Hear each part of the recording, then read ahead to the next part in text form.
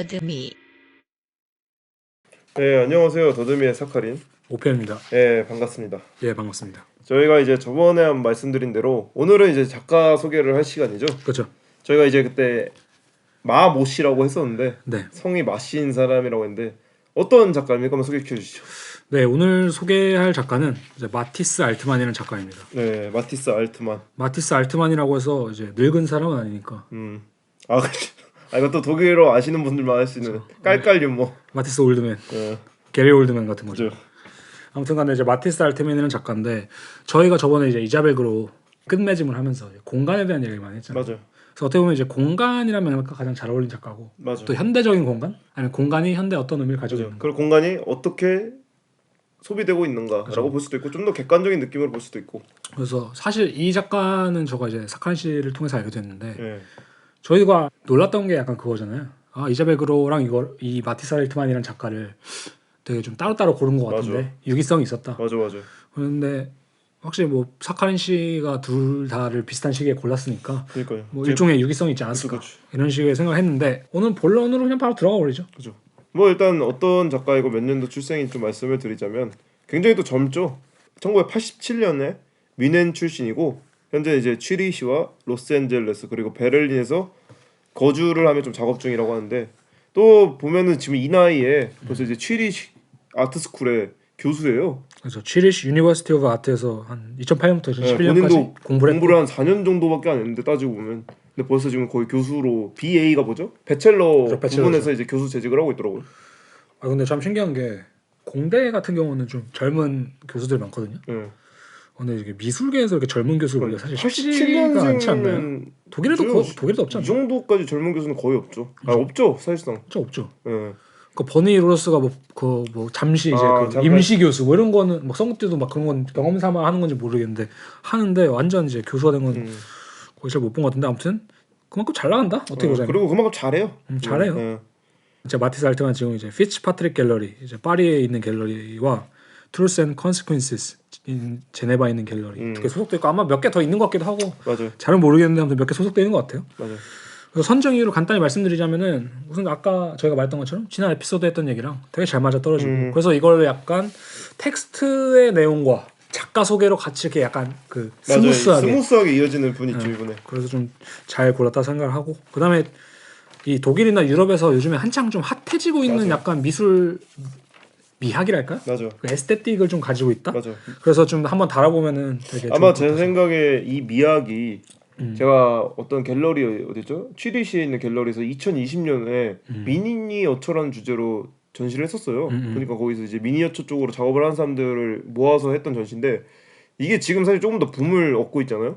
그런 것 제가 같아요. 보기에 한 조만간 1, 2년 기르면 2, 3년 내에 한국에도 약간 미니어처 붐이 일지 않을까라고 하면 좀 그러니까 한국에도 예언을 그런 해봅니다. 낌새가 좀 있긴 한데 아직 막 확연히 딱 보이는 느낌은 아니죠. 왜냐면 또 그런 게 중요하거든요. 맞아. 한국은 아무래도 보여지는 게 좀 중요하거든요. 그 그러니까 크면 좋다 뭐 이런 아직도 마인드도 그런 좀 느낌이 있긴 하죠. 그럴 수 있죠. 근데 뭐 젊은 작가들이 사실 크게 하기가 어렵잖아요. 어떻게 보자면 맞아. 돈도 많이 들고 그런 점을 생각해봤을 때 한국에도 충분히 등장할 수 있는 미학이지 않을까. 그리고 저희가 그 이유도 있잖아요. 간만에 이제 약간 초심의 느낌으로 저희가 1-1 에피소드에 소개했던 이제 야나 오일러 독일에서 젊으면서도 가장 어떤 선두주자에 있는 작가였다면 마티스 알트만도 지금 어떤 점에서 굉장히 선두주자에 있다고 보거든요. 사실 이 사람 미학을 따라하는 젊은 작가들도 많고 맞아요. 그리고 이렇게까지 할 수 있는 사람이 별로 없어요. 맞아요. 저도 사실 딱 처음 봤을 때는 뭐 무시까지는 아닌데 힙하다? 어, 근데 실제로 그래서 작업을 자세히 보니까 확실히 그 중에서도 퀄리티가 뛰어나다. 맞아. 퀄리티가 좋고 그리고 뭔가 저희가 이제 조사를 해보면서 느꼈지만 되게 지시해줄 수 있는 것도 많고 새롭게. 맞아요. 그다음에 저는 개인적으로 조사하면서 좀 재밌었던 게 그러니까 되게 이 사람이 참고할 레퍼런스라든지 이런 것들이 되게 이 시대를 잘 반영하고 잘 맞아. 보여주는데 제가 여태까지 알지 못했던 그런 소스들 있잖아요. 맞아. 여러 가지 개념들이라든지 뭐 어떤 용어라든지 근데 이 사람들이 이런 걸 말해주는데 아 맞다 이런 게 있구나. 그 이런 걸 근본이 있어요. 맞아. 저희가 이제 레이첼 해리슨 이자겐 측에서 넘어오면서 쭉 얘기를 했지만 근본이 있어요. 뿌리가 있어. 근본이 있는 것 같아요. 그래서 이제 제가 뭐 평소 하는 것처럼 갤러리 같은데 이제 흩뿌려져 있는 이제 작업 소개들을 몇 개 좀 잘 번역을 해서 한번 읽어드리자면은 네.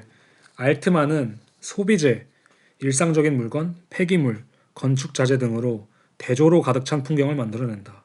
조립과 콜라주 전통을 바탕으로 한 정교한 작품으로 내용적인 측면에서 이질적인 세계의 묘사와 맞물려 있다. 작품은 풍요, 소비, 버려지는 사회, 기능 및 피상성과 같은 주제를 기반으로 한다. 그는 단순화하는 방식으로 세상의 혼란에 대응하는 것이 아니라 풍부한 정보를 그로테스크하게 과장함으로써 대응한다. 알트만은 모호함, 논쟁, 비호환성을 지닌 콘텐츠와 형식의 파편들을 복잡하게 중첩한다. 그는 창의적인 디지털 작업 세계와 자본주의적 자기 착취 사이의 간극을 메우려는 밀레니얼 세대의 순간에 관심을 가지고 있다. 기술 진보에 대한 약속과 몰락에 대한 광범위한 판타지에 대해 비판적이고 유머러스한 질문을 던지며 현대 사회 정치 드라마의 무대 역할을 하는 조밀하고 정밀한 조각 조립을 통해 알려졌다. 조각 조립이란 건 이제 어셈블라주를 말하는 건데. 이게 참 정리가 잘 되어 있는 것 같아요. 맞아요. 일단 뭐 근데 저는 이런 거를 읽을 때마다 느끼는 게 뭔 말인지는 알겠는데 뭔 말인지 모르겠는데. 그지. 근데 뭐 예술이란 게 그렇지. 그치. 말로 설명이 이렇게 그냥 이렇게 요약해야 되니까 이렇게 얘기를 한 거지. 근데 뭐 간단히 얘기하자면 그냥 동시적인 문제를 좀 유머러스하고 감각적으로 좀 이제 과잉하게 맞아. 보여준다. 뭐 이렇게 말할 수 있을 건데 네. 이번 편은 그냥 과감하게 바로 이제 철학적 개념 하나 얘기하고 들어가면 좋을 것 같아요. 근데 이게 재밌는 게 오펜 씨 기억하시나요? 야나 오일러 때도 아마 제가 알기로는 이런 식으로 작업 개요를 한 다음에 뭔 작업한지 약간 어느 정도 얘기를 하고 바로 그분 있잖아요. 그 소 그림을 상상하라고 했을 때 배경이 있냐 없냐. 아 멜로 봉티. 멜로 퐁티를 바로 얘기했었거든요. 네 맞아요. 약간 이 오마주가 있네. 네, 그럼 비슷한 문제죠. 근데 저도 이거를 좀 할까 말까 고민했는데 왜냐면 저게 들레즈를 잘 몰라요. 왜냐면 저 들레즈 책을 읽어도 읽는 것 같지가 않아요. 이게 뭐 글 같지가 않더라고요. 보는 거죠. 근데 그래도 몇 가지 좀 주요 개념이 계속 이제 언급도 되고 그린하는 데서 보면은 그 다음에 어쨌든 이게 확실하게 좀 맞닿아 있는 부분이 있기 때문에 간단하게만 설명을 드릴게요. 저도 들레즈 잘 몰라서 만약에 잘하시는 분이 있다면은 이걸 듣고 저게 뭐야라고 하실 수 있겠지만 저도 그냥 간단히 그냥 억지 끼워 맞추 정도로 얘기할게요. 그래서 들레즈와 이제 과타리가 천해고원이라는 책을 쓰고 막 예를 들면 들레즈도 여러 가지 이제 철학을 펼치는데 좀 다양체라는 말이 나오거든요. 다양체라는 말이 되게 중요해요. 들레즈의 개념에서. 근데 이제 다양체라는 것을 우리가 어떻게 해야 되냐면은 그렇게 이해할 수 있거든요. 요즘에 우리가 그런 말 많이 하잖아요. 다양화 시대다. 뭐 다양성이 있어야 된다. 뭐 이런 식으로 많이 하는데 사실 들레즈가 말하는 다양성은 우리가 이제 이렇게 일상적으로 알고 있는 다양성이라는 맥락이랑은 좀 구분이 되는 거거든요. 이 다양체라는 것은 다양해서 다양체다. 뭐 이렇다는 느낌은 아닌데 뭐 예를 들면 그런 거예요. 이 사회가 약간 어떻게 보면 대단히 자유로워 보이고 다양성을 존중하는 거잖아요. 뭐 너는 뭐 펑크하게 입어도 되고 뭐 너는 뭐 그치. 직장인하게 입어도 되고 뭐 여러 가지 것이 존재하면 사실 유행이라는 것이 분명히 존재하고 이 고착된 그 개라는 게 확실히 존재하잖아요. 맞아. 얘는 뭐 힙한 애처럼 입네. 얘는 뭐 젊은 애처럼 입네. 그런 것처럼 우리가 다양성을 존중하는 것처럼 보이지만서도 이 다양성이 이 들레즈가 말하는 다양체랑은 되게 다른 거거든요. 이것을 다양체라는 관점 말고 차이라는 관점이라고 생각해봤을 때 다양성은 차이가 아니에요 사실은. 들레즈가 실제로 그래서 뭐라고 하냐면 차이는 다양성이 아니라거든요. 다양하다가 다이버스잖아요. 그죠. 그래서 차이라는 것은 다이버스가 아니다. 내가 말하는 차이는 다이버스라는 게 아니라 왜냐면 다이버스라는 것은 어원적으로 봤을 때 그런 거거든요. 주어진 것이 풍부하다는 의미. 그러니까 한마디로 말하자면은 소스가 많다 이거죠. 소스도 많고 뭐 주어진 것들이 많아. 그러니까 예를 들면은 내가 사회에서 뭐 나이키가 있고 아디다스가 있고 뭐 푸마가 있고 리복이 있다 쳤을 때 다양한 옵션이 존재하잖아요. 그치. 그거는 메이커로 봤을 때 그죠. 근데 그건 차이가 아니란 거예요. 들레즈에서. 왜냐면 주어진 것이 풍부한 거지 그것은 차이를 만드는 게 아니거든요. 들레즈가 주장하는 차이란 개념은 현재의 상태를 다르게 만들어내는 것을 차이라고 말하거든요. 그러니까 얼마나 많은 디자인이 존재하냐, 얼마나 많은 옵션이 존재하냐가 아니라 어떤 변화의 과정 안에 있는가가 차이를 만들어낸다고 말할 수 있는 거죠. 그러니까 수가 아무리 많아도 척도가 같다면 그것은 다양한 것이 아니라는 거예요. 그치. 그러니까 예를 들자면은 뭐 치킨집이 100개예요. 그럼 그걸 우리가 다양하다고 말할 수 있냐? 그러니까 많은 차이가 존재한다고 말할 수 있냐? 뭐 맛은 다를 수 있겠지만. 그러니까 다양성은 존재하지만 하지만 들레즈가 말하는 차이가 존재하는 건 아니거든요. 주어진 것에 갇힌 선택은 이제 뭐 차이가 아니라는 건데 뭐 이 이상 가면 되게 전문적인 내용이라서 사실 뭐 더 말하긴 그런데 어쨌든 간에 중요한 것은 우리가 좀 차이라는 것을 생각할 때 그렇게 생각하면 안 된다는 거예요. 그냥 많은 것이 주어지고 우리가 많은 것을 할 수 있으니까 그것이 차이의 개념으로 아니면 진짜 근본적인 의미에서의 다양체를 구성하는 건 아니다. 좀 이렇게 생각할 수 있을 것 같은데 그 다음 중요한 게 이제 어셈블라주, 배치라고 그렇죠. 불리는 개념. 어셈블라주야말로 이 마티스 알트만 작업의 주 방식이죠. 작동 방식. 그렇죠. 굳이 얘기하면 그죠. 그래서 이제 어셈블라주, 혹은 배치라고 말할게요. 배치라고 불리는 개념이 이제 그 들레즈 철학에서 되게 중요하다고 말을 하는데 이 다양체를 제가 설명한 이유가 뭐냐면은 결국 이 배치란 것을 설명한 이유인데 이 배치란 것은 결국 이 이질적인 것들이 결합된 다양체예요. 들레즈식으로 말하자면 복수의 기계들, 그러니까 머신들이 서로 접합되어 만들어진 것이 이제 다양체를 뜻한 건데 이게 혹시 그때랑 좀 비슷하다고 말할 수 있을까요? 저희 어떤 편이었는지 잘 기억이 안 나는데 마지막에 오펜시아 예로 들었던 그 화성으로 간 그 기계 있잖아요. 네. 그런 게 어떻게 보면 좀 다양체라고 볼 수 있을까요? 아니면 약간 얼추 건담끼리 합체하는 거? 맞아요. 얼추 맞는 것 같긴 해요. 왜냐면은 들레즈의 다양체에서 되게 중요한 것 중 하나가 다양체란 것이 배치란 것을 통해서 만들어진 거거든요. 여러 가지 것들의 배치. 근데 이 구조랑 이 배치란 것이 되게 유사해 보일 수 있지만 혹은 구조랑 이 다양체란 것이 되게 비슷해 보일 수 있지만 이게 다른 점은 구조는 그 안에 계열화된 요소들을 모두 동질화시키는 거예요. 그러니까 한마디로 숨기는 느낌인 건가? 그죠. 예를 들면은 나이키랑 아디다스 차이가 없다고 말하는 게 뭐냐면은 아니면 뭐 힙한 사람들끼리 다른 옷을 입겠죠. 근데 그 차이가 없다고 말하는 이유가 뭐냐면은 힙함이라는 구조 안에서 그들은 사실 동질화돼 있는 거예요. 그치. 그러니까 그들은 어떤 차이로서 존재하는 게 아니에요. 거기 그들은 특정 구조 안에서 동질화된다는 거죠. 그치. 그러니까 이건 요즘에 이 시대의 현상에서 사실 많이 이제 두드러지는 거잖아요. 어떻게 보자면. 근데 배치는 이질적인 것을 그대로 계열화한다는 게 특징인 거예요. 그러니까 예를 들면 아까 그 로봇을 말씀하셨는데 그 로봇이 예를 들면은 그거는 거죠. 밑에 탱크 바퀴 깔려 있고 뭐 위에 이제 뭐 몸통이 있는데 거기서 이제 불이 나오고 앞에 라이트를 쏴주고 그다음 거기 집게가 달려 있고 또 위에는 뭐 카메라가 달려 있는데 저가 들레즈 전문가가 아니라서 이거 어떻게 해석해야 될지 모르겠는데 어떤 의미로는 이 다양체라고 부를 수 있는 이유는 각각의 것들이 자신의 요소들을 딱 하고 있다는 거죠. 그러니까 어떤 동질화된 구조 안에 존재하는 게 아니라 뭐 그런 의미에서 약간 다양체와 배치의 차이가 그런 식으로 존재하는 건데 이런 식으로 바라볼 수 있을 것 같아요. 회화라는 구조에 돈이라는 것이 들어온다 치면은 돈을 그린 회화가 된다는 거죠. 구조 안에서는. 왜냐면 그건 회화여야 되기 때문에. 그치. 근데 만약에 이 다양체의 개념 혹은 배치의 개념에서 회화라는 배치에 혹은 회화라는 다양체에 돈이라는 것이 들어온다면 접합된다면 회화라는 것도 아예 다르게 변할 수 있다는 거죠. 이 돈이라는 것이 회화라는 그 구조 안에서 동질화되지 않게 되는 거죠. 이런 얘기가 조금 살짝 모니카 베어가 또 생각나는 것 같아요. 파워하트 작가랑 뭐 파워하트 작가 어떤 사물을 그대로 그려서 뭔가 있던 이런 즉물성을 드러낸다면 맞아요. 모니카 베어 같은 경우에는 이제 실제 그림 옆에다 병을 넣는 식으로 배치를 하잖아요. 맞아요. 그럴 때 이제 그림의 맥락이 완전히 달라지거든요. 맞아요. 약간 그게 조금 약간 가타리 방식으로 했을 때 어떤 다양체의 느낌이 그런 느낌이지 않을까? 약간 확실히 말씀하신 것처럼 그런 부분이 있는 것 같아요. 그래서 이걸 어떤 식으로 설명하면 되냐면 마티스 알트만이 결국 하는 작업은 약간 그런 식으로 보면 되거든요. 뭐 들레즈의 어셈블라주나 배치다 뭐 다양체다 이게 중요한 게 아니라 결론적으로 간단히 말하면 그거예요.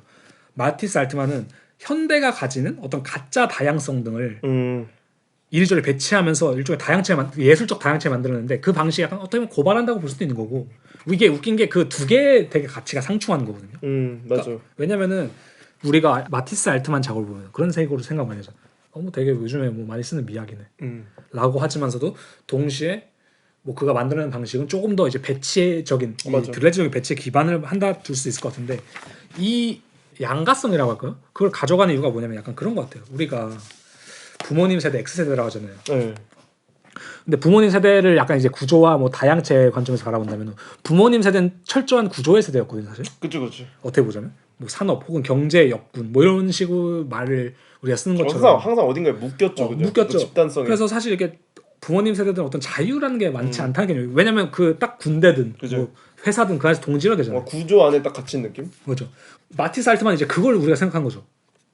밀레니얼 세대는 분명히 좀 더 자유로운 세대인데 지난 시간에 저희가 이자벨그로에 대해서 얘기하면서 뭐 주체성의 관점에서 얘기하자면 우리가 주체적으로 더 자유로워야 되는데 왜 그다지 그런 거 같지 않지? 왜 우리 더 힘들지? 요즘 언어는 뭐 그런 게 있잖아. K 장르, 뭐 남녀 갈등, 뭐 빈부격차, 세대 차이 뭐 이런 것들이 근본적인 원인이 사실 이것에 있는 것 같아요. 그러니까 다양체와 이 구조 사이, 아니면 구조와 배치 사이의 어떤 그 중간지대 있죠. 중간 어떤 그런 거 뭐라 하죠? 과도기 시대. 그래, 과도기 시대라는 좀 그걸 딱 다루는 것 같아요. 제가 볼 때는. 그래서 자유롭게 조합하는 듯 보이지만 또 그렇지도 않고 마티스 알트만 작업이 그럼에도 불구하고 완전히 뻔한 것도 아니고 되게 애매한 곳에 있다는 거죠. 그래서 어떤 이제 마티스 알트만을 글을 쓰신 분이 이렇게 표현을 하더라고요. Don't think about outside of the box. 박스에 넘어서를 생각하지 말라고 이제 그 세뇌를 받은 세대와 Forever Young, Forever Punk를 주문받은 세대의 중간지대에 있는 마티스 알트만입니다. 괴롭네요, 어떻게 보면. 그렇죠. 작업에서 괴롭죠. 사실 저희도 이제 소개하는 입장에서 저희도 이제 밀레니얼 세대잖아요. 어떤 느낌인지 전 팍 오거든요, 벌써. 맞아요. 그래서 실제로 이제 마티스 알트만이 어떤 얘기를 하냐면은 예를 들면 민주화는 궁극적으로 대기업이 제품을 판매하고 소비자 집단을 확대하기 위한 전략으로 사용됩니다. 그럼에도 불구하고 꽤 다양한 계층과 집단이 배제됩니다. 이는 예술 분야에서 다르지 않게 관찰할 수 있는 전략입니다. 한편으로는 교훈화 혹은 메시지화가 점점 더 전면에 등장하고 있으며 그 목적은 모든 전시회 방문객을 예술에 대한 친밀감을 가진 참가자로 바꾸거나 잠재적인 후원자의 형태로 확보하는 것입니다. 그러나 예술 분야는 이러한 민주화와 평준화, 즉 무엇이든 할 수 있다와 내 마음대로 할 거야 라는 사회에 지나친 개인화와 맞물려 있는 표준화를 어느 정도 거부하거나 회피할 수 있는 몇 안 되는 전문 분야 중 하나입니다. 그러니까 한마디로 말하자면 이 경제의 논리가 똑같이 예술에도 작동을 하고 있고 이 뭐랄까 이 돈에 대한 논리랑 자본에 대한 논리가 이 동질화에 대한 논리가 똑같이 따라가고 있는데 이 예술에는 또 동시에 아이러니하게 또 반대의 논리도 존재한다는 거죠. 맞아. 넌 무엇이든 할 수 있어. 아니면 넌 내 마음대로 해야 돼. 뭐 이런 것도 어떻게 보면 예술이 지닌 가치다. 그래서 이 두 개를 약간 섞어내는 것이 어떻게 보면 철학적으로는 좀 그의 작업을 분석하는 방법이 아니겠는가. 그래서 그가 이제 교수도 하잖아요.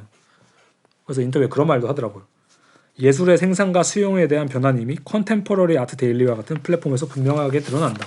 제가 가르치는 미대생들에게서도 이러한 변화를 볼 수 있다. 대부분의 경우 그들은 작품이 화면에서 어떻게 보일지, 작품이 충분히 매끄러운지 또는 현대의 미적 기준에 부합하는지를 중점에 둔다. 이 매끄러운지 이 매끄러운이 진짜 저희가 자주 언급하면서도 그렇죠. 요즘 세대에서의 약간 또 생존 방식이면서 동시에 집단으로 편입하는 느낌이 드는 방법이 뭐라 그러지? 드는 되게 클리셰적인 맞아요. 작업 방식인 것 같아. 그러니까 한마디로 사진 하자면 잘 나오면 좋구만 이런 거. 아니 내가 언더커버를 갈 거면은 음, 내가 어디 잠복수도 할 거면 매끄럽게 들어가지 상황에. 그치.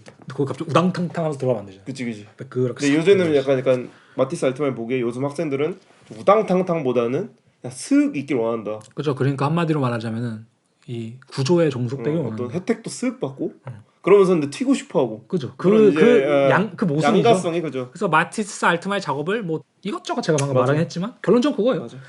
구조에 종속되어 있는 어떤 균질화된 어떤 음. 가치와 뭔가 새롭고 싶어하는 이 맞아. 가치의 이상한 결합. 맞아. 그것이 맞아. 이 현대의 약간 괴물의 모습이다. 뭐 이렇게 볼 수 있는 거죠. 근데 재밌는 게 좀 밀레니얼 세대를 좀 진짜 얘기를 할 수밖에 없는 게 밀레니얼 세대는 사실 제가 생각하기에도 저희 더듬이 청취자의 가장 많은 퍼센티지일 것 같아요. 그죠. 어쨌든 Z세대들은 아직 이거를 듣기에는 이 서사를 따라가는 게 지루할 수도 있고 맞아요.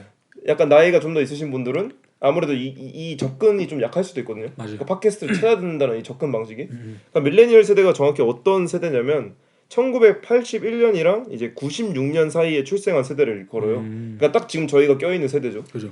그리고 이제 밀레니얼 세대는 어렸을 때부터 이제 개인 컴퓨터라던가 스마트폰 그리고 인터넷 그리고 세계적인 이제 정보의 흐름과 함께 했던 최초의 세대라고 하거든요. 그러니까 사실 이런 면도 마티스 알트만이 중간에 껴있는 세대죠. 맞아. 이 아날로그와 디지털 중간. 예, 근데 이게 재밌는 세대인 게 그거죠. 저희가 개인 컴퓨터를 부모님한테 선물 받거나 혹은 가지고 있었을 때는 아마 초등학교 고학년일 거예요. 초중 뭐 이런 거죠. 대한민국 입장에서 쳤을 때. 그죠. 그리고 스마트폰은 저희 딱 20살 될 때쯤에 나왔어요. 좀 고등학교 2000, 맞아요. 예, 20살만 2010년에서 2011년 사이에 나왔고 12년에 이제 완전히 정착했고 그리고 인터넷도 컴퓨터 보급되고 나서 2, 3년 뒤에 본격적으로 보급됐잖아요. 그죠. 그리고 이제 저희가 지금 스마트폰이랑 함께 살아가면서 진짜로 말 그대로 저희는 이 아날로그의 유년기와 그리고 이제 아날로그와 디지털 사이에 과도기를 겪은 청소년기와 맞아요. 그리고 지금 완벽한 디지털기를 겪고 있는 성인기를 지나고 있는 우당탕탕 세대거든요. 그러니까 어떻게 보면 지금 가장 큰 파일을 차지하고 있는 디지털 기술을 저희가 자라나면서 본 거니까. 맞아. 그러니까 태어났을 때 갑자기 있는 게 맞아요. 아니잖아요. 이게.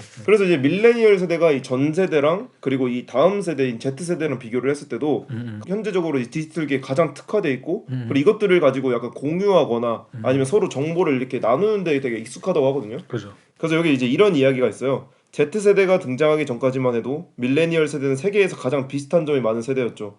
사람들이 다 똑같다는 얘기는 아닙니다. 하지만 밀레니얼 세대 간에는 의사소통, 오락, 문화, 정치 참여에 있어 많은 유사점을 가지고 있습니다. 경제를 구성하는 주체들도 예전보다 더 연결되어 있습니다. 은행 시스템과 공급망도 서로 다 연결되어 있어요. 또한 대규모 고용주 중 상당수가 다국적 기업들이죠. 밀레니얼 세대는 이전에는 존재 않았던 상호 연결성을 더 체험하고 있는 겁니다. 라고 했을 때 저희가 이제 밀레니얼 세대로 태어났지만 동시에 이제 타국에 있는 밀레니얼 세대랑 같이 약간 어느 정도 유기성을 가진다는 거예요. 그죠. 그러니까 네트워크적으로 연결되고 그것들에 대해서 어떤 교환을 하는 거에 굉장히 익숙해 있고. 맞아요. 그 재밌는 게 제가 이제 미스터 CC라는 사람이 쓴 이제 블로그에서 실리콘밸리 내 이제 밀레니얼 세대의 특징으로 네 가지를 뽑았는데 첫 번째가 이제 잦은 이직이에요. 맞아요. 요즘에 이거 또 많이 하죠. 그러니까 어떤 구조에 편입되지 않으려고 한다는 거죠. 그리고 두 번째가 이제 욜로인 거예요. 현실적인 거는 고용 불안과 그런 이제 경제적인 금융위기를 겪으면서 아니 내가 이거 가지고 평생 이렇게 살 수 있을까라는 불안감이 있기 때문에 아 그냥 다 때려치고 현재를 즐기자라고 하는 약간 포기적인 마음도 있고 세 번째가 이제 이거랑 연결되는 개인의 행복 추구 그리고 네 번째가 이제 욕구 충족과 성장을 목표로 한다고 하거든요. 그러니까 이 밀레니얼 세대는 뭔가 남들과의 상호 연결성을 가지고 있으면서도 개인이 원하는 어떤 목표가 있다는 거죠. 개인만의. 그러니까 이것도 다 껴있네요. 그러니까 어떻게 뭐냐면은 자유롭고 싶지만 또 그지 그 속하고 싶기도 하고. 그죠.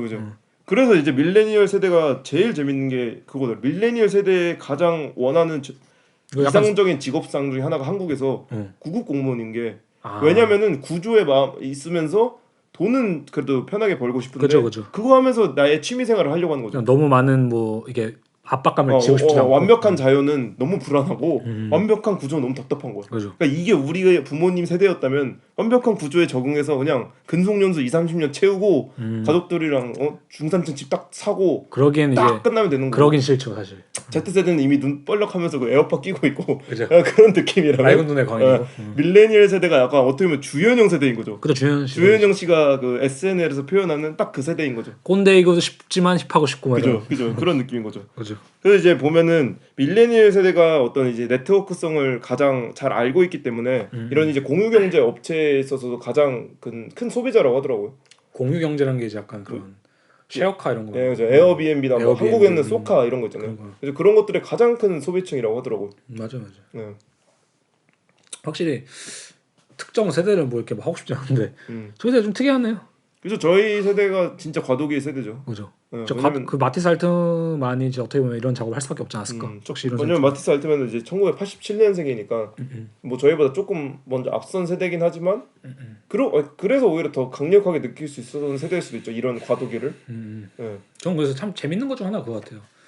이게 예술에서 이제 젊은 작가라고 치면 30살은 넘잖아요. 대충 뭐 20살 전에도 했지만 이 시대에 30살이 넘어가는 순간 왜 이렇게 젊은 나이까지는 아니죠 완전히.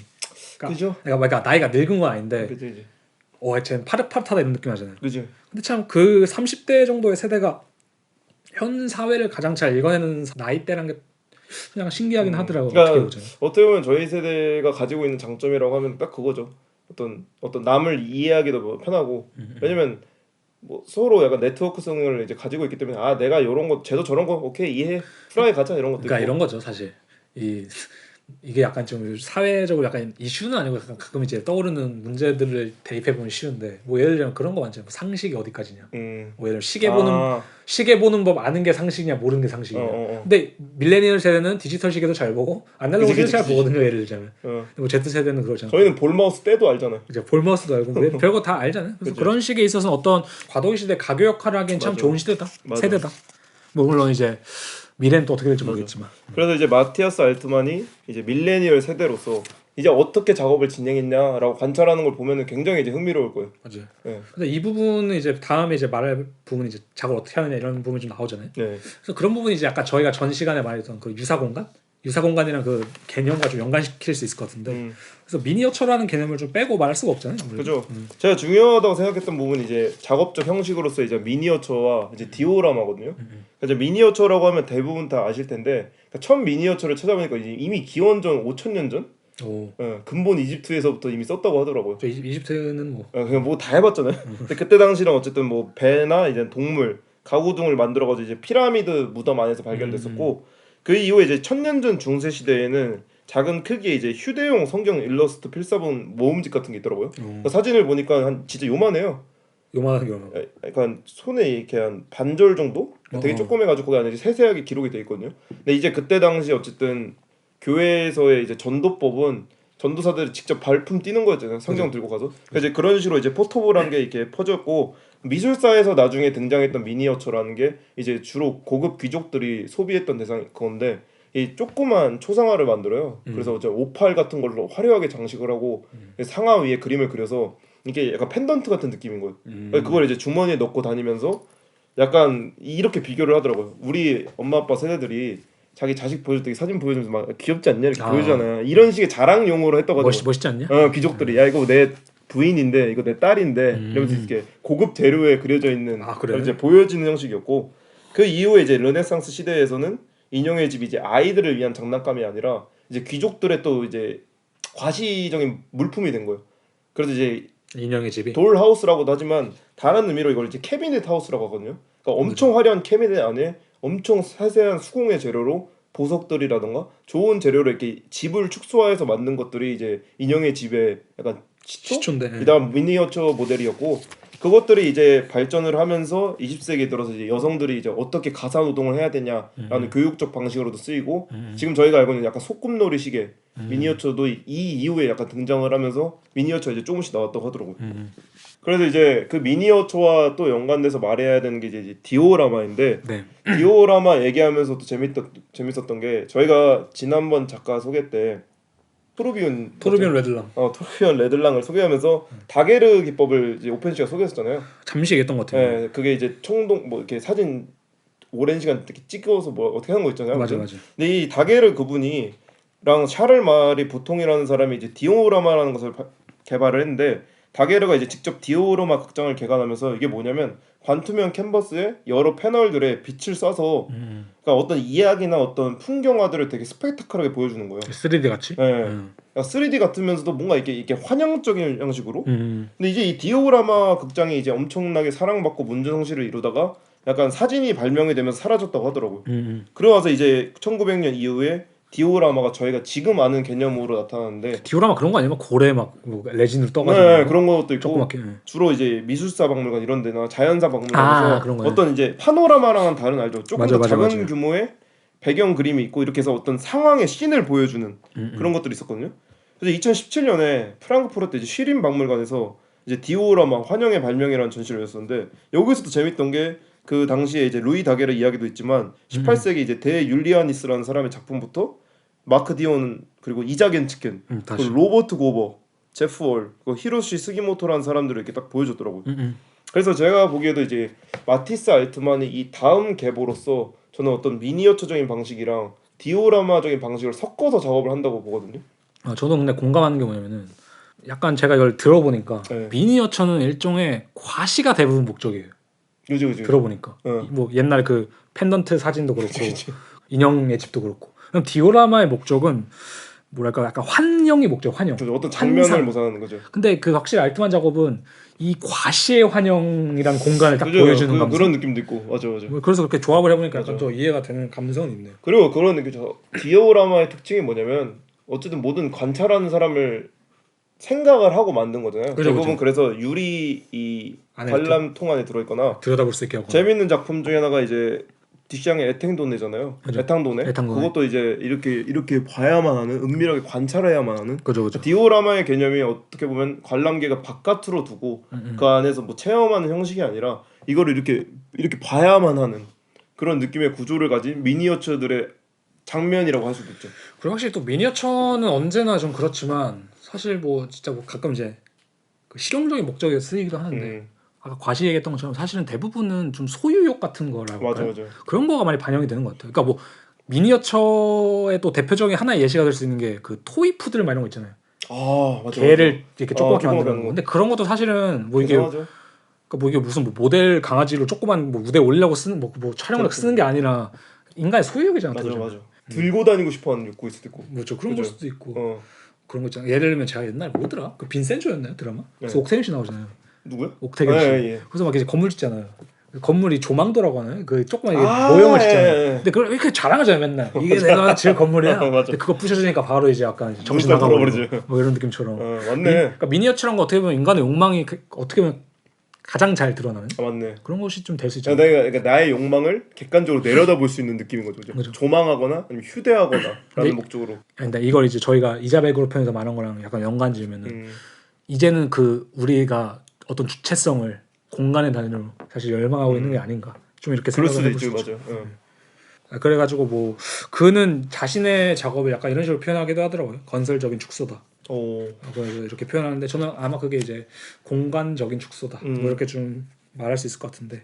저는 근데 개인적으로 이거 찾아보면서 댄 그레엄의 Alternation to Suburban House라는 작품이 있거든요. 이걸 한번 올려두면 좋을 것 같은데 되게 재밌더라고요. 이게 되게 심플한데 약간 파워가 좀 있다고 해야 되나? 그러니까 이게 옛날 이제 미국 중산층이 살만한 그런 적당한 그 집 있잖아요. 미국 사람들 사는. 그걸 그냥 이렇게 모형으로 이제 디오라마라고 해야 될까요? 이렇게 만들어 놓은 건데 미니어처로. 되게 뭔가 그 작업이 되게 깔끔하고 별거 없는데 뭐랄까 인간의 뭔 그래요? 근본적으로 그 정도예요? 한번 사진을 한번 찾아봐야겠네. 아니 뭐그 정도는 아닌데 네, 오버한 건데 네. 근데 느낌이 좋다. 그죠? 네. 궁금하네. 네. 네, 그래서 아까 제가 말씀드린 대로 미니어처나 이 디오라마는 관찰할 수밖에 없는 구조를 지닐 수밖에 없잖아요. 그죠. 인간으로서 음. 작게 만든 걸 관찰할 수밖에 없는데 이거 관련해서 좀 재밌는 글을 하나 찾았어요. 기사를 찾았는데 이제 2018년에 아트스페이스라는 홈페이지에 콜린 호크베어거라는 사람이 기고한 기사의 일부를 제가 좀 잘라내서 말씀을 드린 건데 네. 이 콜린 호크베어 같은 경우에는 정신분석학 그리고 여성서사 그리고 마크 피셔의 기이하고 으스스한이라는 책의 관점에서 봤을 때 미니어처가 되게 굉장히 어둡고 등골이 서늘한 이야기를 전달할 수 있는 메시지로 좋다고 이야기를 하는 거예요. 그러면서 미니어처를 완벽하게 이제 패러독스한 심볼로 보았는데 그 특징으로는 미니어처는 위협적이지 않게 시청자 예술가를 통제하지만 동시에 우리의 삶이 궁극적으로 알려지지 않은 힘에 의해 지배되고 형성된다는 사실을 강조한다고 하거든요. 오 맞네요. 그러니까 이게 무슨 말이냐면 저희 미니어처가 우리를 어떻게 컨트롤 못해요. 그러니까 거대한 공간 작업 인스톨레이션은 컨트롤하지 우리를 컨트롤 당할 수 있는데 미니어처는 우리를 컨트롤하지 못하잖아요. 우리가 오히려 이렇게 편하게 볼 수 있지. 결국 우리를 이렇게 지켜볼 수 있는 우리의 컨트롤에 전혀 지배받지 않으면서도 우리를 지배하는 어떤 힘이 있을 수도 있다라는 상상을 불러일으키기 때문에 무섭다고 하는 거거든요. 무슨 말인지 알 것 같아요. 네. 그래서 이 마크 피셔의 저서 저도 아직 읽어보진 못했는데 기이하고 으스스한에서 재밌는 게 기이한 것은 우리의 감각 앞에 실제하는 어떤 대상이에요. 예를 들면 인간인데 머리가 소야. 아니 뭔가 이 기괴한 괴물인데 으스스한 것은 그거거든요. 이건 존재와 비존재에 관련된 거예요. 뭔가 존재해야 될 장소에 존재가 아무것도 하지 않는 것이거든요. 사실 그러면서 인형의 집 예를 들어요. 인형의 집에서 인형을 빼고 나서 인형의 집에 인형의 집밖에 없잖아요. 그죠. 그 소품이라던가 그죠. 어떤 인간이 있어야 될 것 같은 암시만 해주는데 인간이 없을 때. 네, 그 공간이 없을 때 그거에서 어떤 으스스한 아니면 어떤 괴상한 힘이 나온다고 하거든요. 뭐 리미널 스페이스랑도 비슷하고. 그 리미널 스페이스랑 비슷한 거예요. 리미널 스페이스를 보면서 그죠. 우리가 공포를 느끼는 것이 미니어처에서는 또 다른 식으로 재현이 될 수도 있다라는 거죠. 그러면서 이제 샤이닝 얘기를 하거든요. 마크 피셔가. 네. 그럼 실제로 이제 샤이닝에 그런 장면이 있어요. 잭 니콜슨이 그 호텔 로비에서 그 앞에 미로가 있잖아요. 나중에 막 이렇게 쫓아다니는 그런 미로로 된 정원 거기 이제 미니어처 이렇게 바라본 장면이 있거든요. 그 장면이 이제 전환되면서 되게 버드아이 시점, 새의 시점으로 그 아들이랑 그 부인이 놀고 있는 장면이 나와요. 그러면서 이제 그 장면이 이렇게 병치가 되는데 재밌는 게 딱 그거죠. 그 아버지가 약간 이상해지잖아요, 점점. 그죠. 그러면서 그 미니어처 이렇게 이상하게 보는 장면을 관람객의 시점으로 아들과 부인이 놀고 있는 걸 바라봤을 때 뭔가 그 아버지도 그렇고 그 자식과 그 어머니도 어떤 힘에 의해 지배받잖아요. 그죠. 그러니까 그거를 뭔가 우리는 불편하게 느낄 수 있다는 거예요. 그러니까 전형적인 게 사실 그런 거잖아요. 어. 뭐 인형극이랑 비슷한 거잖아요. 우리가 인형극이라는 게 진짜 인형극을 하는 그런 사람 말고 뭐 누가 누구한테 조종당하고 있다 했을 때 그런 인형처럼 이렇게 막 조종당하는 예시를 많이 들잖아요. 그죠. 그런 거랑 비슷한 거죠, 확실히. 그래서 약간 이런 식으로 얘기해요. 아직 밝혀지지 않은 것은 호텔을 실질적으로 통제하는 세력의 성격입니다. 라고 말을 하는데 이것은 결국 이제 미니어처를 봤을 때 그 힘의 논리에 대해서 딱 얘기할 수 있는 거죠. 그래서 재밌는 게 작가 두 명의 예를 나와요. 이제 사라 안네 존슨이라는 작가는 작가분의 할머니가 산후 우울증에 걸렸다가 어떤 정신과 의사분한테 제안을 받는데요, 치료? 근데 그게 알고 보니 CIA에서 당시 약간 세뇌 프로그램을 연습할 대상을 찾다가 그분한테 한 거예요. 그래서 이제 그분의 약간 미쳐버린 정신 상태를 표현한 게 이분이 어떤 집을 만들었는데 약간 불타는 집의 미니어처를 만들어요.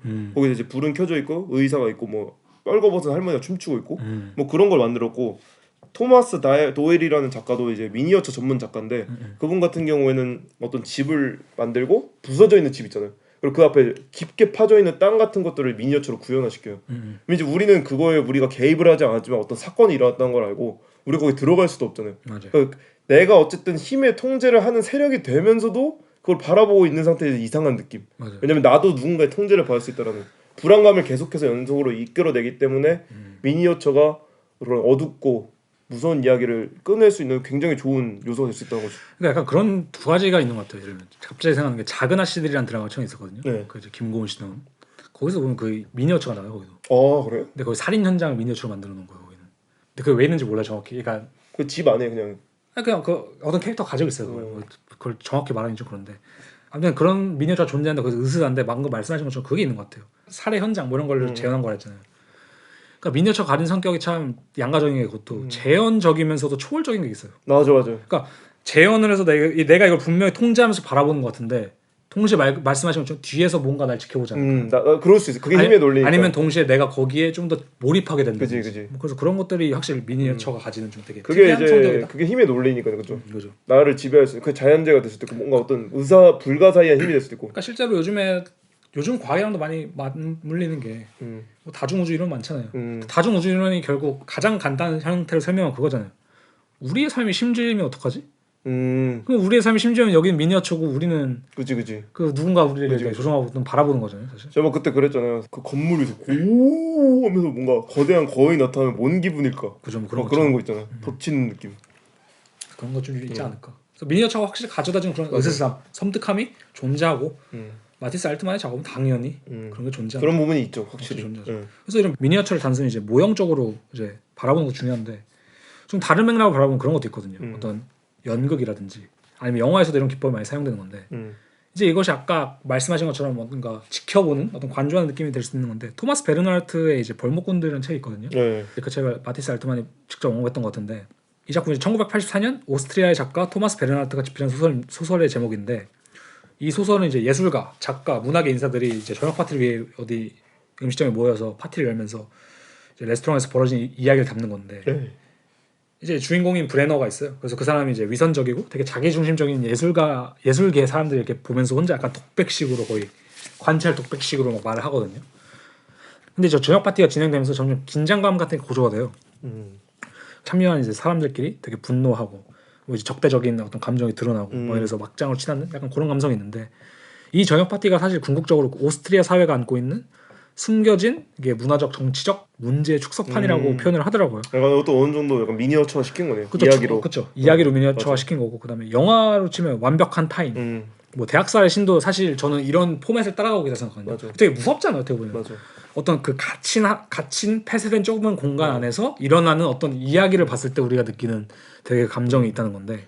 저는 마티스 알트만 사실 이거 얘기하면서 이걸 소개할까 말까 하다가 안 하기로 했었는데 그냥 걸리버 여행기야말로 좋은 예시가 아닐까? 소인국에도 가봤다가 내가 지배당할 수 있는 거인국에도 가봤다가 그죠. 그 이상의 힘, 괴상한 마법사의 힘을 부리는 라피ュ타 뭐라도 가봤다가 맞아요. 말의 나라에도 갔다가 뭐 그런 것들이 약간 자기를 던져짐으로써 약간 보는 시점인 거죠, 새로운. 맞아. 그래서 영화 예시나 아니면 뭐 걸리버 여행도 그렇고 그 미니어처의 예시를 확실히 생각하면은 그건 같아요.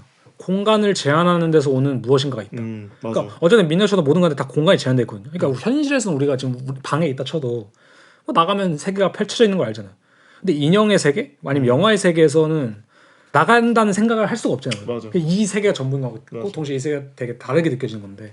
그 아폴로의 달 사건이야말로 지구의 미니어처가 가능하지 않았을까? 맞아요. 뭔가 그걸 느낌 아시죠? 저희가 어쨌든 사실 중세시대 사람이었으면 두려워할 건 어쨌든 신밖에 없었을 거예요. 근데 이제 저 알잖아요. 지구라는 사회에 살고 있는 미세먼지 같은 존재라고 막 인간이 그런 이야기들 막 우주의 크기 보면 댓글 많이 날리잖아요. 맞아. 그러니까 이제 우리가 우리를 어떤 식으로 미니어처로 관찰할 수 있기 때문에 와 그럼 지구에 운석 떨어지면 우리 끝이네? 과학의 기술도 확실히 과학의 그런 게 발전도 있는 거죠. 확실히 그게 있죠. 그런 거 이제 세계화도 있고 그죠? 저는 그래서 약간 이런 맥락을 좀 음악적인 관점에서 보면 좋을 것 같다 생각했는데 왜냐면 실제로 마티스 알트만이 음악에도 나는 관심이 있더라고. 맞아. 보면은 뭐 그런 식으로 표현하라고 내가 DJ를 할 정도로 뭐 음악을 막 디깅하고 잘 하지는 않는데 그래도 내가 작업실에서 엔간하면 계속 뭔가 새로운 걸 들으려고 하는 편이다. 그래서 무작이라는 것을 언급해가지고 제가 무작이 뭘까 하고 찾아봤거든요. 근데 무작이란 게 뭐냐면은 이제 MUZAK 무작인 거죠. 근데 무작이 20세기 초에 개발된 배경음악 브랜드의 이름이래요. 그래서 원래 이제 엘리베이터나 이제 공공장소 같은 데서 이제 산만하지 않게 나오는 그런 음악들 있잖아요. 좀 클래식 같은 걸 수도 있고 아니면 적당한 이제 배경 같은 건데 그치. 그런 걸 이제 원래 만든 브랜드의 이름이 무작인데 실제로 그래서 그런 류의 음악을 엘리베이터 음악이라고 부르긴 한데요.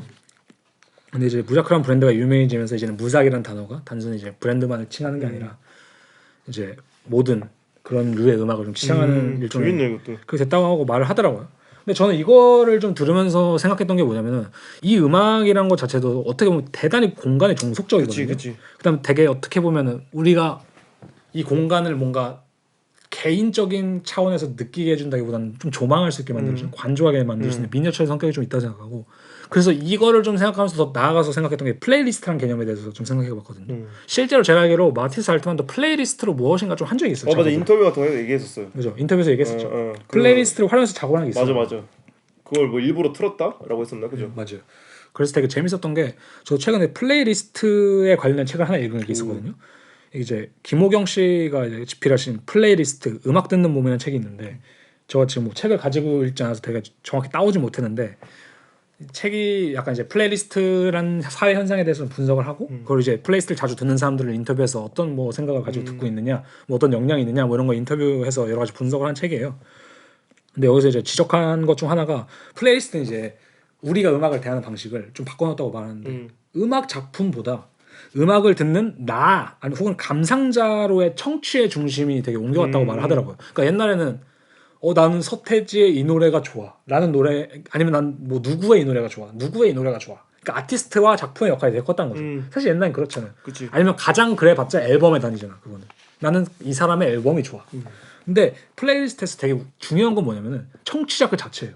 이걸 만드는 사람이 중요하지도 않고 음악이 누구 건지도 중요하지 않고 이 플레이리스트가 뭔지도 중요하지 않아요. 그냥 내가 그 안에 속해 있다는 사실 그다음 내가 그 안에서 어떤 무엇인가 감정을 느낀다는 사실이 되게 중요한 거거든요. 그래서 지금 생각해보면 플레이리스트 자체도 주체적인 공간도 아니고 그렇지만 주체가 소외된 공간도 아니거든요. 맞네. 그러니까 미니어처라든지 아니면 마티스 알트만 이런 예시를 좀 엮어서 생각했을 때 플레이리스트라는 음악이 주는 공간감이라는 감상이 되게 특이하다고 생각해요. 그러니까 웃긴 게 그 플레이리스트 유튜브 같은 데서 쳐보면은 들어가잖아요. 뭐 약간 첫사랑에 관한 플레이리스트야. 그럼 그 안에 그 달린 댓글들이 그 실제로 이게 김호경 씨도 그런 부분을 지적하거든요. 댓글 문화가 되게 특이하다. 근데 거기 가면은 그 누구도 내 자신이 어떤 균질화 되었다고 생각하고 그걸 듣고 있지 않아요. 예를 들면 첫사랑에 대한 거면 난 내 첫사랑을 떠올려.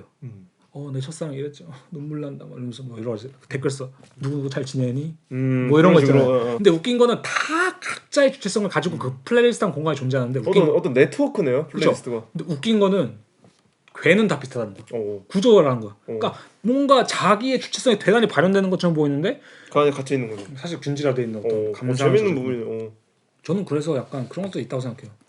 이게 약간 DJ 활동과도 좀 유사한 거거든요. 젊은이들이 DJ 좋아하잖아요. 그죠. DJ라는 행위 혹은 DJ 세트가 이 현대인들에게 좀 각광받는 이유가 그거 같아요. 아까 플레이리스트랑 비슷한 예시로 뭐 어떤 권위성이 존재하지 않고 DJ 세트. 왜냐면 DJ들은 뭐 자기 노래 만들지 않잖아. 뭐 만드는 사람도 있지만 그런 것도 존재하지 않고 동시에 뭐 DJ가 그렇게 권위적인 존재도 아니잖아. 거기서 너는 내 세트를 들어. 그냥 보통 보면 다 자유롭게 그냥 그 안에서 이제 나 이런 노래 너무 좋아하는 사람이야. 하고 춤을 추고 사실만 웜워터를 즐기지만 또 그 안에서도 플레이리스트랑 비슷하게 균질화된 게 좀 있는 거고.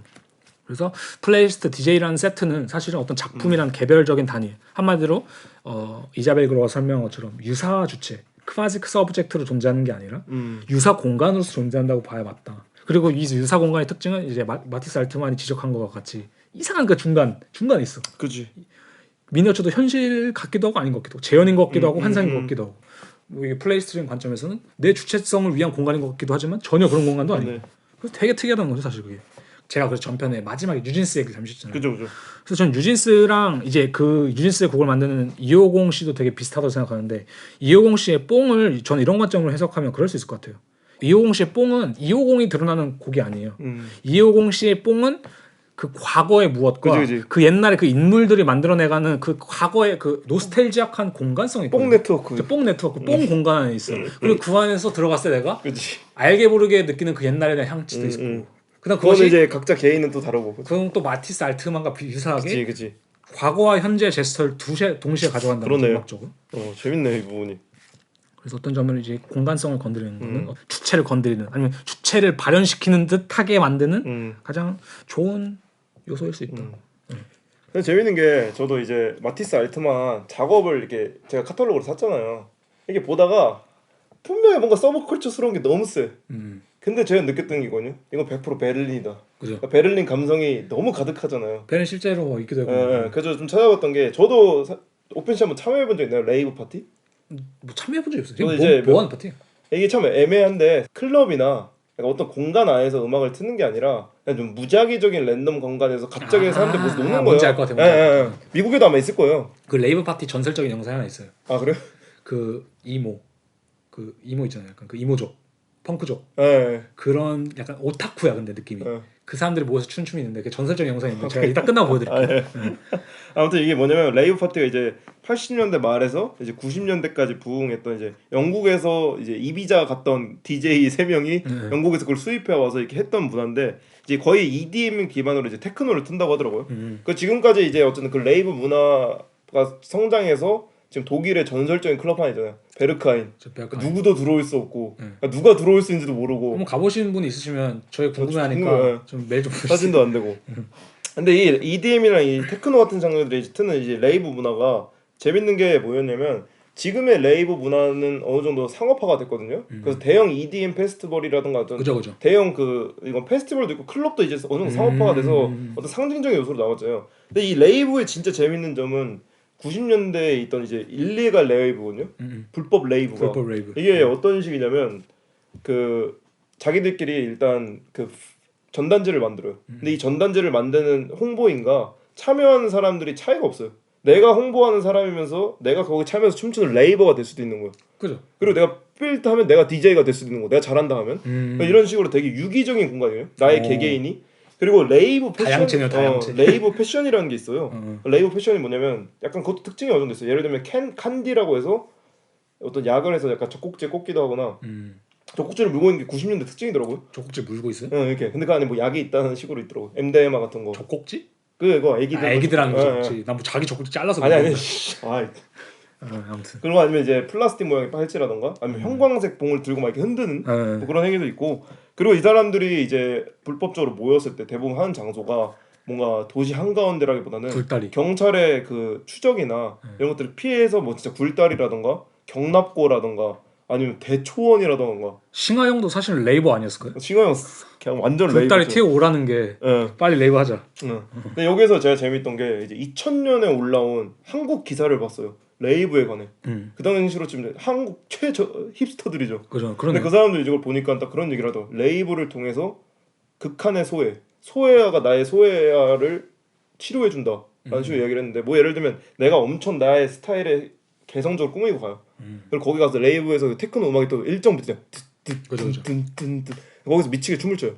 근데 나는 남이랑 상관없어요. 그러니까 나는 이 같은 EDM이라는 이 트랜스 장르라는 그 주술적 형태에 같이 있는 거야 다 같이. 그리고 추는 거야. 근데 이게 되게 기괴한 게 나 한 명 한 명은 내 개인의 패션과 무언가가 있지만 이거 플레이리스트랑 비슷하거든요. 그죠. 나는 어쨌든 그 DJ들이 놓은 그 틀리스트 같은 어떤 구조에 섞인 인간으로 놀고 있는 거야. 그죠.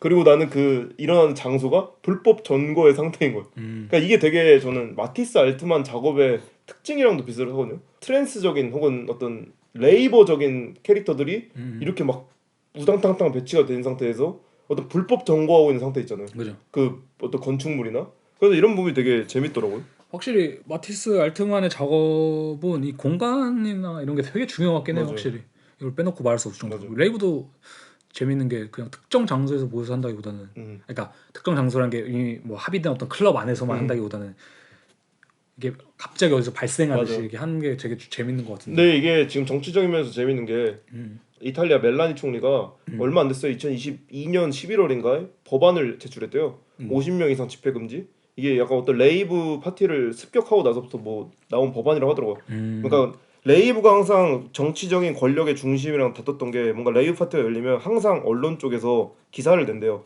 호도를 하는 거예요. 얘네 MDMA하고 약하고 얘네 음탕한 성행위를 한다.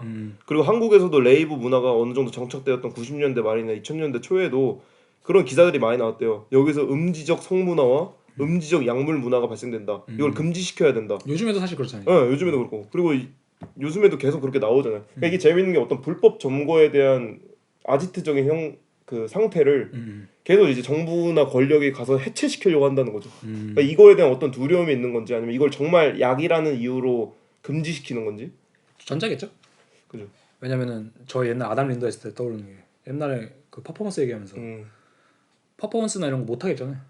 그 공산주의 체제에서. 왜냐면 그 퍼포먼스나 표현이 될 수 이런 그 집단이 모일 때 여러 가지 행위에서 오는 그 힘이 있다는 걸 알기 때문에. 근데 레이브도 약간 비슷하다고 볼 수 있겠죠, 확실히. 그래서 안네이모프가 아까 오펜시가 전 시간에 말했던 그 유사 공간에 있잖아요. 그죠. 유사 주체 공간. 유사 주체 공간. 거기서의 레이브 자체를 표현했다면 왜냐면 맞아. 우리 거기서 체험을 하잖아요. 맞아, 체험했지. 근데 마티스 알트만은 거기서 한 발짝 뛰어놀아서 아 이게 레이브적인 공간의 상품화가 돼버린 거야. 아니면 이게 지금 레이브의 혼란한 상태야.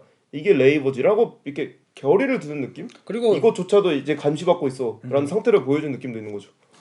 그러니까 약간 확실히 그 유사 주체적 공간이랑 있다 쳤을 때 난네이프 거기다 마침표를 찍은 것 같아. 맞아. 그죠. 그거에 이제 레이브화의 끝으로 딱 찍고 그런 형식의 이제 마침표를 찍고 이제 마티스 알트만은 그걸 다시 아까 말했던 거죠. 유사 공간의 형식으로 어떤 미니어처화 시켜서. 맞아. 근데 저는 그 미니어처화 결론적으로 플레이리스트화 시켰다고 생각을 해요. 그러니까 왜냐면 플레이리스트라는 게 되게 다양하잖아요. 근데 그 안에 진정성이 없는 게 없거든. 모든 플레이리스트는 진정성이 있지. 근데 마티스 알트만이나 요즘 문화들이 다 그렇잖아요, 사실. 그러니까 내가 뭐 힙스터 무리에 속해 있다. 뭐 내가 오타쿠 무리에 속해 있다. 내가 뭐 산악 동호회에 속해 있다. 내가 뭐 개그맨에 속해 있다. 진정성이 없는 건 없어요. 근데 그 무엇도 사실 진정한 다양체라고 볼 수는 없다는 거죠. 근데 마티스 알트만이. 근데 마티스 알트만이 그 역설을 지적하는 거고. 왜냐면 결국 그 제가 요새 인스타 제 거에 뜬다고 했잖아. 그 베를린 레이브 스타일 이런 거죠. How can you do like 뭐 베를린 레이버 막 이런 거 있잖아요. 그리고 맞아요. 그다음에 가장 대표적인 예시가 우리가 뭐 레이브라는 것이 어떤 반항적인 움직임이었다고 생각하고, 일단 레이브가 옛날에 그런 그 유사 주체적 공간이었을 거라 생각을 해요. 맞아. 실제 우리가 체험을 하고 경험을 하는 거기 때문에. 근데 이 시대에 레이브 플레이리스트가 생기고, 맞아. 레이브 콘서트가 생기고, 그건 맞아도 이제 다 레이브 틱톡이 생기고, 맞아. 뭐 레이브 유튜브 쇼츠가 생기는 마당에 모든 것은 다시금 상품으로 돌아가게 됐다는 거죠. 사실 맞아. 모든 공간들은. 진짜 아지트스러운 레이브가 과연 어느 정도 있겠죠. 아직까지. 아직까지 있겠죠. 근데 그럼에도 이제 그런 핵심적인 것들 많이 빠져. 심지어 베르카인에서 어떻게 옷 입고 가는지 구글에 검색하면 나오는. 맞아. 그래서 이제 마티스 알트만의 작업에 공간을 빼놓을 수 없을 것 같은데, 그래서 또 여러 가지 공간에 대한 얘기를 할 것 같아요 이제.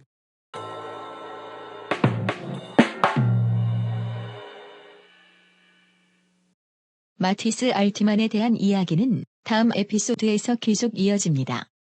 감사합니다.